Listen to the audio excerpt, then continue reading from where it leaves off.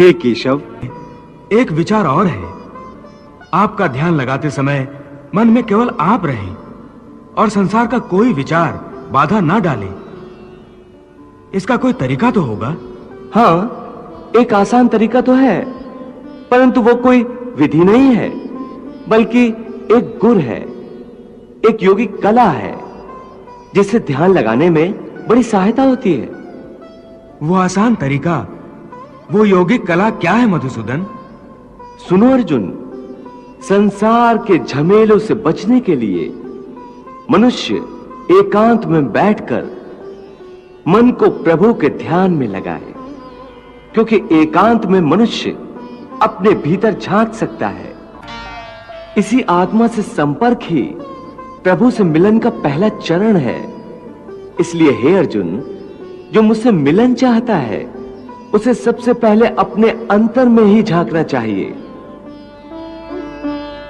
और यह तभी संभव हो सकता है जब मनुष्य का अपना शरीर उसके नियंत्रण में हो। यदि देह काबू में ना हो तो मनुष्य को ध्यान लगाने का उद्देश्य नहीं मिल पाएगा।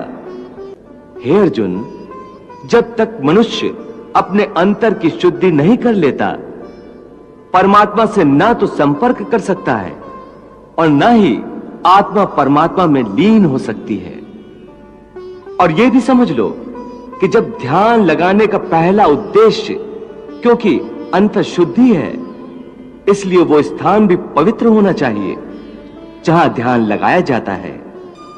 परंतु वो मनुष्य मुझ में ध्यान नहीं लगा सकेगा जिसके जीवन में संतुलन ना हो। ध्यान लगाने में सफलता के लिए मनुष्य को संतुलन का पालन करने वाला होना चाहिए।